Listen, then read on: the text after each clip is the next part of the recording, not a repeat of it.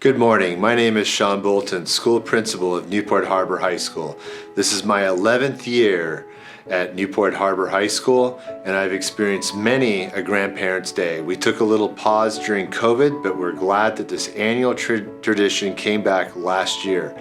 This year, we welcome over 1,000 grandparents where we connect you to your grandchild on our beautiful campus. This year, it's a little bit different because we don't have the theater and the traditional presentations in the theater. It's undergoing some renovations, but I hope you're enjoying the day in both of our historic gyms that were built in the 1930s and the 1940s. Here at Harbor High this year, we opened up with 2,250 students.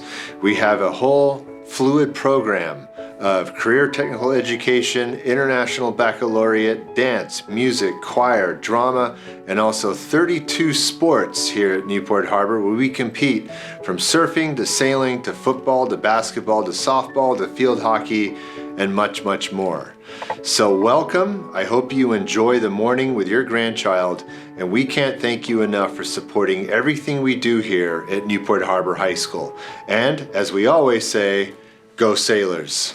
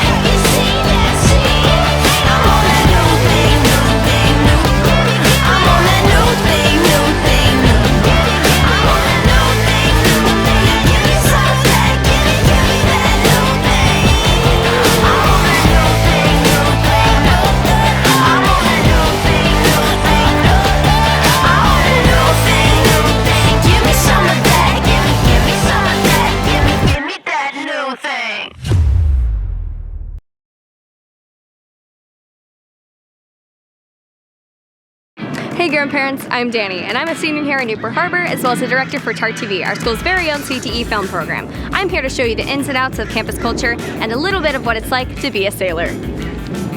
For our first stop, we're going to be taking a trip to our math and foreign language classes. This is Dodge Hall, which holds all of our math and language classrooms. Here in Enhanced Math 2, students learn all about writing equations, different kinds of triangles, and of course, algebra. You might not believe me, but math here at Harbor is a blast, thanks to the teachers. Well, looks like the only way's up. I can't wait to show you what languages we offer here. In addition to taking Spanish and French classes where students can immerse themselves in the language and culture, students can also opt to take American Sign Language. Lo siento, señora. Welcome to Sims Hall, the heart of Newport Harbor. Up here is where the majority of our English classes are. In these classes, students enjoy cozying up with a book, expressing their ideas through writing, and practicing their public speaking skills. Downstairs is the SLC, a hub for ASB student creativity and school spirit.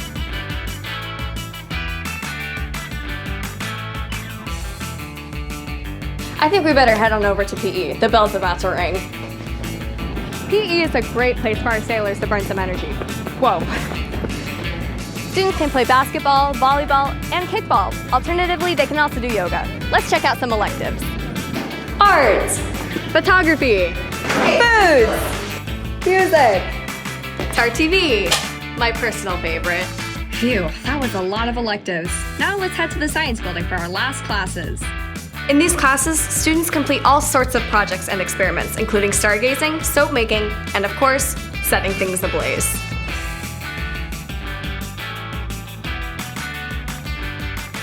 Well, that's all from me today. I hope you guys had a great time learning about Newport Harbor and what it is your grandchildren do here on a daily basis. We're a loving and inclusive community with plenty of opportunities for everybody. You guys were a great group to spend the day with. Until next time, go Sailors! So hey, I'm Christian Reyes, and I actually graduated from Newport Harbor this past spring, as a part of the class of 2023. And then now currently I'm a freshman at UC Berkeley studying civil engineering.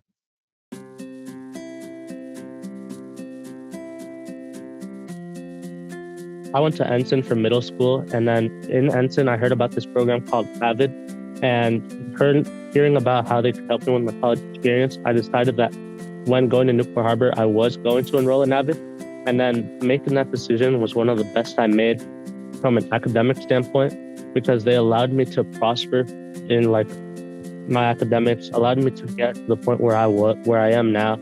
And it's one of the main reasons why I am able to be at UC Berkeley the way I am now. They were able to teach me a lot of studying habits and how to stay on top of myself in order to succeed when it came to the academics of school.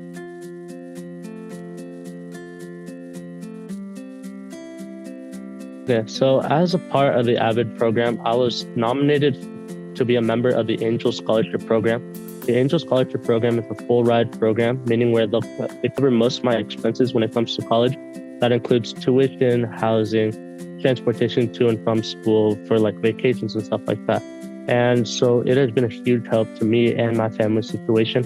Throughout all of high school, I was really concerned. I knew I always wanted to go to college, but I was always concerned of the financial aspect of it. I had heard stories of multiple people being in debt. And so by receiving the Angel Scholarship, I feel extremely blessed since they have allowed me to further my education like I always wanted to, without the worry of how I'm going to have to pay it off in the future. And so, like I said, only 127 recipients are chosen for the scholarship. And I feel extremely blessed to be one of those, since it's like the greatest opportunity that I've been given in order to advance my whole career and to help me in the future.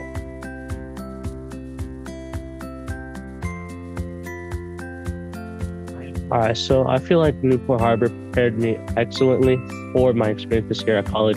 It was a really rigorous course load that I was able to take, since we were able to offer multiple AP classes and I was able to challenge myself in each one of these.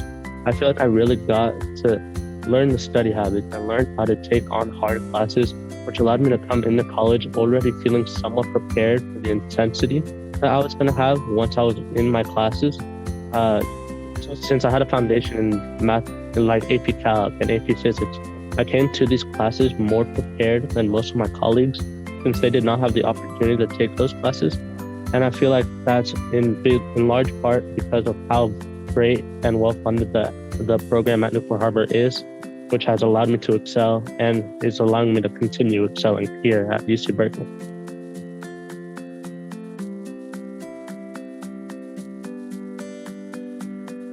Current high schoolers looking to go into college or to further their education in any way would be to take advantage of any opportunity you are given.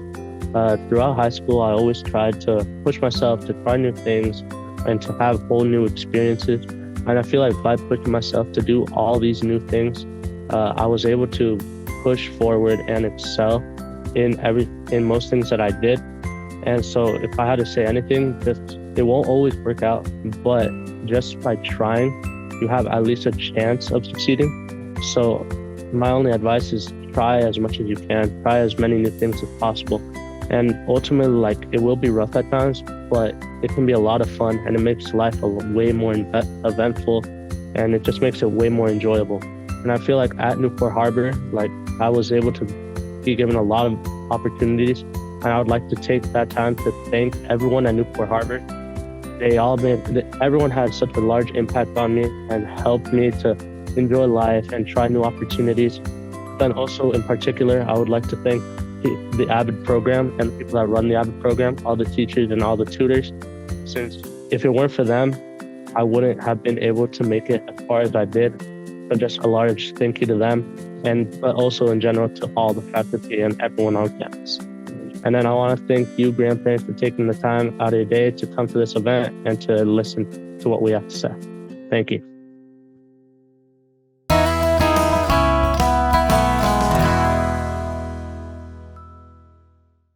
My name is John Rissa, and I'm Science Department Chair, and I've taught physics here for 27 years. I'm John Brazelton. I've been teaching at Newport Harbor since 1995, this being my 29th year. I just love torturing young minds with the facts of how the universe works.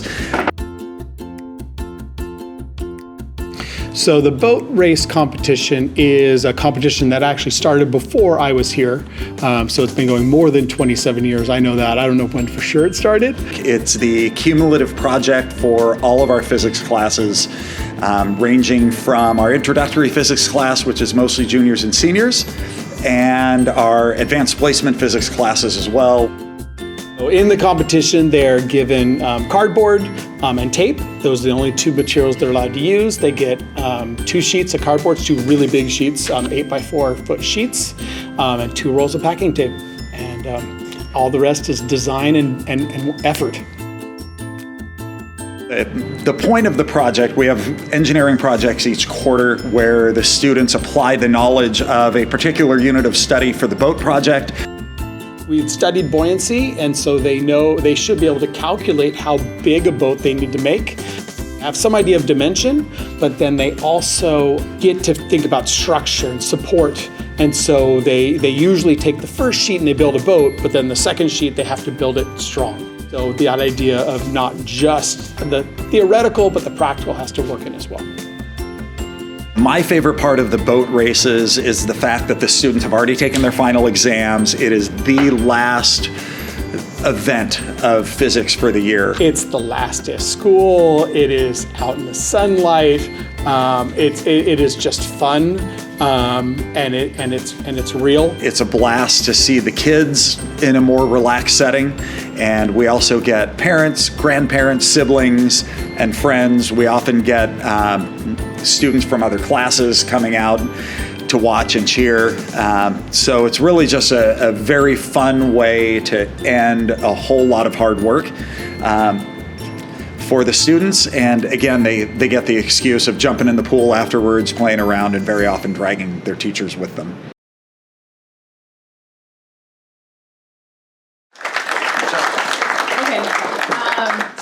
So yeah, my name is America Arias. I am an Emmy award-winning TV news producer. I first want to say thank you for giving me the opportunity to share a little bit about how donations like the ones you give are impacting people like me.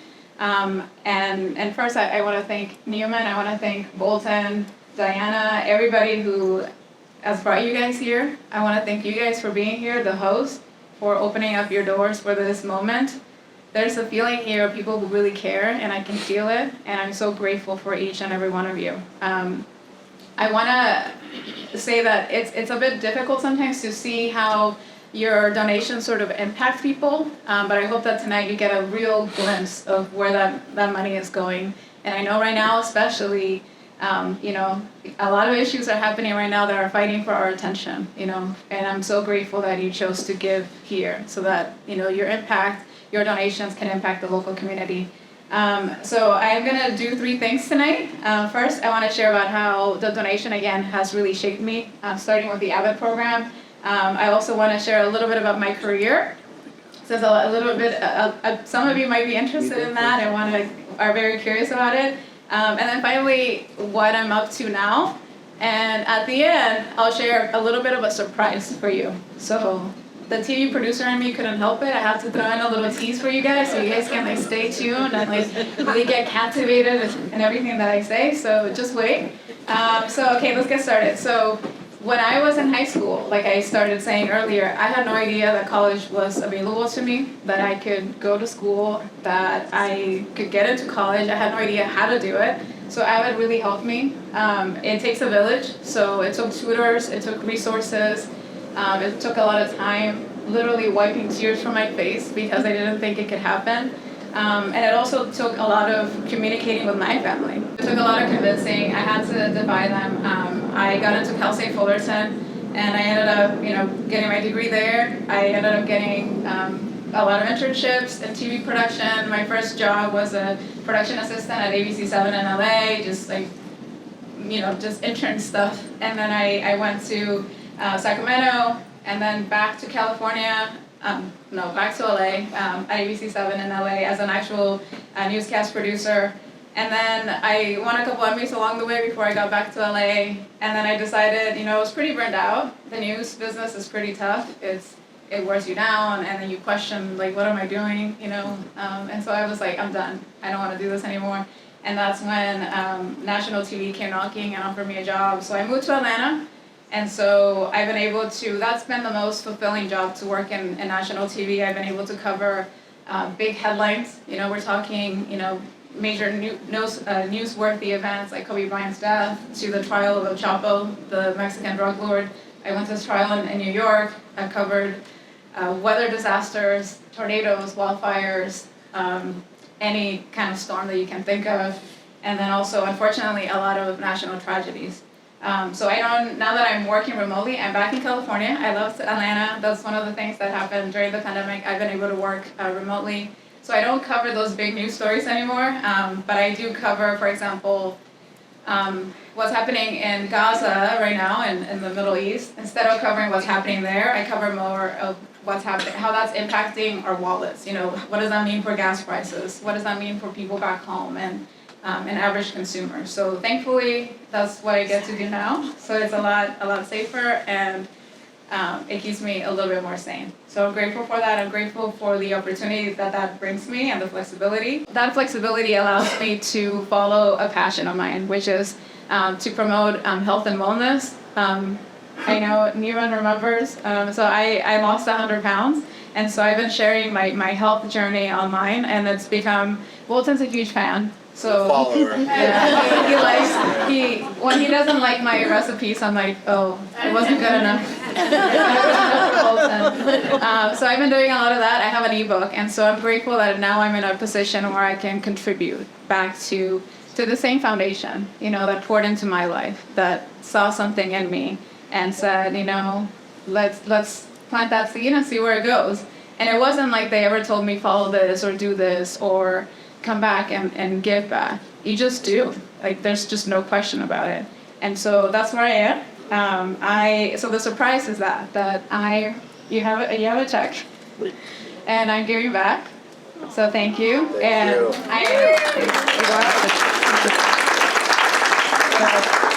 I didn't want to be up here and thank you without joining what you guys are doing. And I'm giving back because I know the power of generosity. I have felt it, I have lived it, and I am proof that amazing things come from it, okay? Like I said in the beginning, there is some magic here. And there's magic that happens when complete strangers believe in you. There just is. And it propels you to go out and do great things. And it propels you to come back and continue this cycle of generosity, And so I'm so grateful that I can be part of that chain of abundance, because we keep on giving and you just don't know where it's going to go. And so, again, I want to thank you. Like I keep saying, the contributions expand beyond the person that you're giving to. It expands beyond the recipient. It expands beyond me. It expanded to my family. I have a brother who's a doctor, my brother ever. I have a sister who works at Vogue. I have a little brother who is at Boston. He's in Boston at Northeastern University. And none of that would have been possible if I didn't defy my parents. And none of that would have been possible if I didn't have Neiman's support. And if Neiman wasn't there, Neiman wouldn't be there if it wasn't for donations. And so it's just the trickle effect, the ripple effect is you can't even measure it. It's just huge. And these are just 3 stories that you heard tonight. There's just so many of us. We're a family. If all the other people got together, the stories we could tell. We could write a book about it. That's an idea. So I leave you with that. So let's keep that cycle going. I could keep talking, but I'm just so grateful that you guys are here. Grateful for your support. And yes, thank you. Great.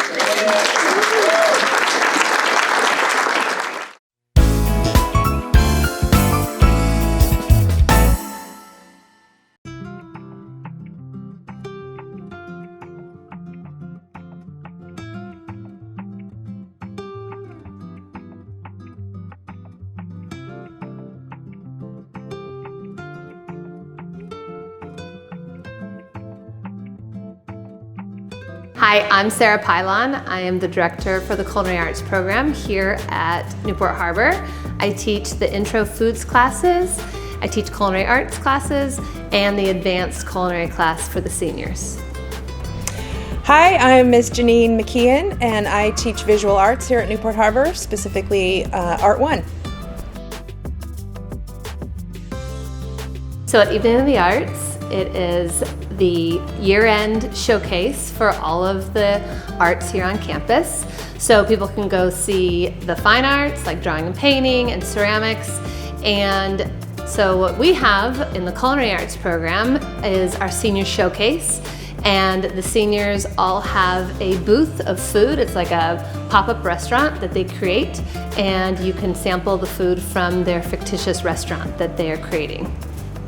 Evening of the Arts is a showcase mostly for the visual artists because that's the only chance we really have to display our artwork. But we are supported by the performing arts also.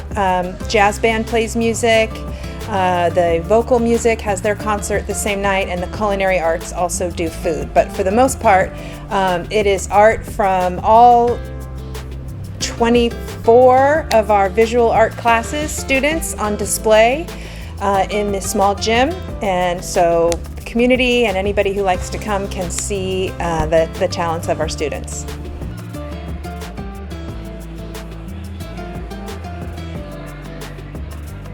So we start preparation, now in the fall. We're already starting to think about our concepts. There's always an overall theme. This year the theme is going to be, I think, 80s movies. So pretty fun to create food around the concept of an 80s movie. And then in November, they're still working on their ideas, maybe trying out some food. Then in the new year, they'll really start solidifying their ideas. And then in March, they'll really start testing their recipes. And then it takes, we don't want to cook the food too early. Obviously, it'll go bad, but if we can make some sauces or anything ahead of time, then we will. So it kind of takes all year, but then for the actual event, it takes a couple weeks to get all the food going. Some things get frozen, some things can be refrigerated for a couple days, and then some things just the day of, it's this chaotic mess trying to get going. But the food is always delicious and exciting to prepare, and so exciting for you to try. It really takes all year to prepare. With so many students and so many artworks, we collect them as students turn in assignments and we put them aside, and the two-dimensional art has to be matted and framed and labels with the student's name and the title of their artwork, so that we don't have too much to do getting into the deadline of the show. We work on it all throughout the school year.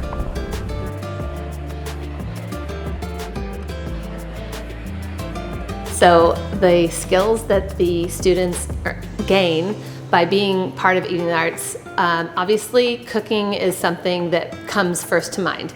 Their knife skills, their safety sanitation, and just overall just how to make food. But that's really not the main focus in our career pathway here.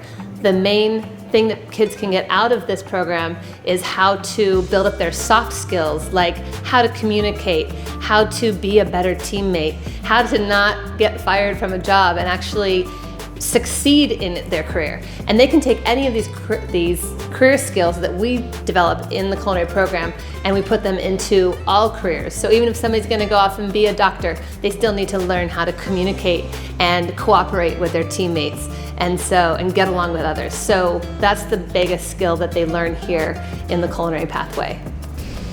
Industry skills that students can take away from participating in Evening of the Arts is, number one, just all of the work that's done throughout the school year involves creative thinking and creative problem solving and creative decision making.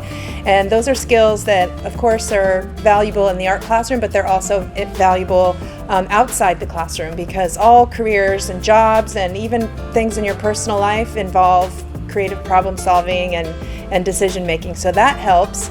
But they also get to learn how to curate an art show and how to make decisions on which artworks should be shown, how they should be arranged, and so that's very valuable as well. Hey Grandparents! I'm Trixie Kulik, Season 8's co-executive producer. And I'm Sophie Flonois, Season 9's co-executive producer of TAR TV. And welcome to Eating of the Arts! I'm Booth the Meyer!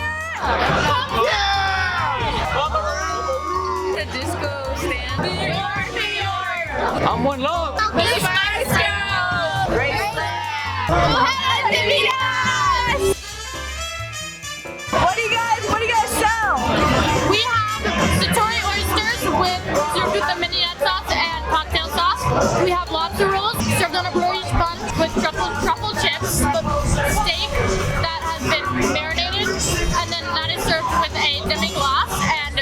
potatoes, quartered artichoke that's been grilled and is served with a garlic caper aioli sauce. We sell gumbo, alligator, and catfish sandwiches. We sell cauliflower and chickpea vegan tacos, onigiri, and then feta pasta. Spam musubi, carne asada fries, red hot chili wings, and poke nachos. We're selling aguachiles, duck tamales, and portosquitas. We sell chicken piccata skewers, lamb chops, and we also sell apple flatbread pizzas. Barbecue pork sliders. Coleslaw comes with it. Sold out the mac and cheese 6 times. Peanut butter and banana with bacon on top. Fried green tomato. What's your most popular item? Probably the alligator. It's already sold out. Sold out for 20 minutes. But that's all I'm gonna say. That's all I'm gonna say. Is strawberry cheesecake. Most popular dish is gonna be the duck tamale. Most popular item are the lamb chops. The mac and cheese. Our onigiri. Probably the carne salad fries. 10 out of 10. Real good.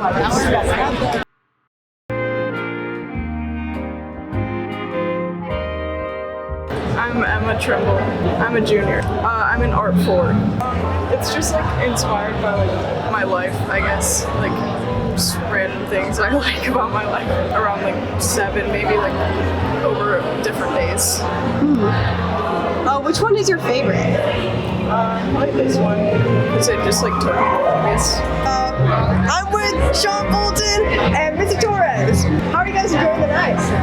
Every year I'm amazed by the student art, the food, the music, and just what our students produce, how they perform, and the food is always on point and phenomenal. This year my favorite is the gumbo.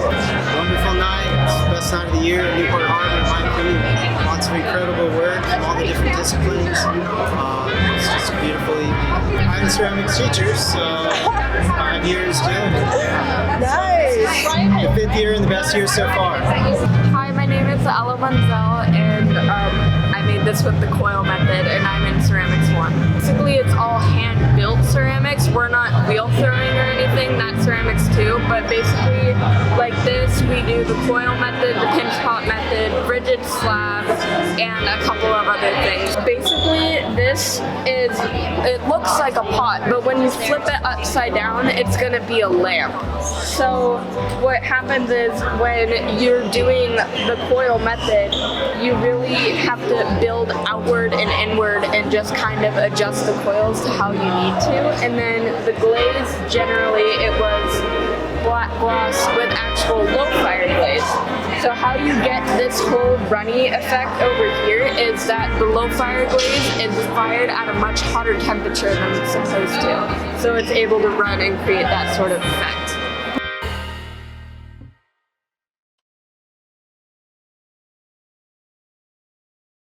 This is an eMac, a Macintosh made in 2002 for education.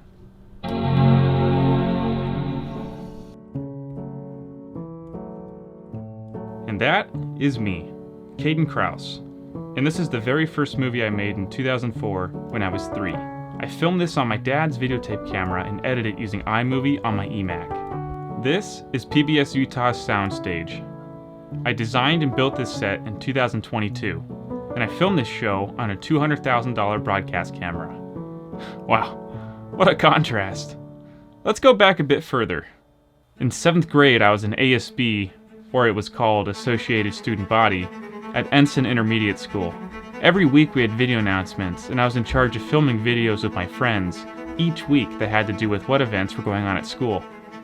On top of video announcements, we even made videos for the rallies that ASB put on multiple times a year. 3 years later, I was also making the same videos, but now for Newport Harbor High School student body. I was an ASB, but also at the same time, there was this new class that had just emerged. It was a student broadcasting class that would make episodes for students to watch every 2 weeks. This class was called TAR TV. My experience in ASB from Ensign and now Newport Harbor, it built up my leadership skills, and I was able to lead teams of students to produce multiple segments for each episode. So now I was in 2 leadership positions at the same time. I was the technology commissioner in ASB and now the executive producer of TAR TV, on top of balancing AP and IB classes.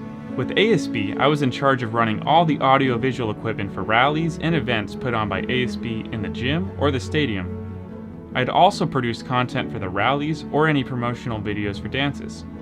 By my senior year, TAR TV had received a massive grant to upgrade our computers, cameras, and to even build out a green screen stage in the back of the room. We even had a sound recording booth put in right next to it. All those long hours that not only I had put into this program, but so many student team members had put in, gained us an audience and secured funding to grow TAR TV into a program where high school students can learn and use industry-grade equipment in an environment which replicates the real world of filmmaking and broadcast. As soon as I graduated from Newport Harbor High School, I stepped foot into the industry and felt prepared. I went to the University of Utah as a film and media arts major and broke out into the Utah market as a freelance videographer and broadcaster. I worked with Utah Athletics to live stream the coach of Utah football, Kyle Whittingham's Coach's Show. I created videos to be shown on the biggest video board on the West Coast for Utah football, which was shown in front of a 53,000 person audiences. I also worked behind the camera as a camera operator, replay operator, and camera utility for Utah Athletics for each of their sporting events all year round. At the same time, I also worked at PBS Utah as a studio technician where I would design lighting, build sets, work with the governor of Utah for his press conferences, and operate cameras for a live television audience. On the weekends, I had worked with television truck shows that came into Salt Lake, such as ESPN and Pac-12, and I worked as a camera utility and operator. After graduating from the University of Utah, I continued with my passion of broadcasting sports, and I moved back to California to work at Fox Sports on the Fox backlot in Santa Monica. I worked in the highlights department, clipping highlights from games, and wrote scripts for the on-air host to say when they played my edited highlight segment. Without the amount of support and education I received from programs such as TAR TV and ASB, I wouldn't have been able to learn the skills I have today. I would like to thank everyone who supports programs such as TAR TV and ASB and all the teachers who helped me along the way. Go Sailors!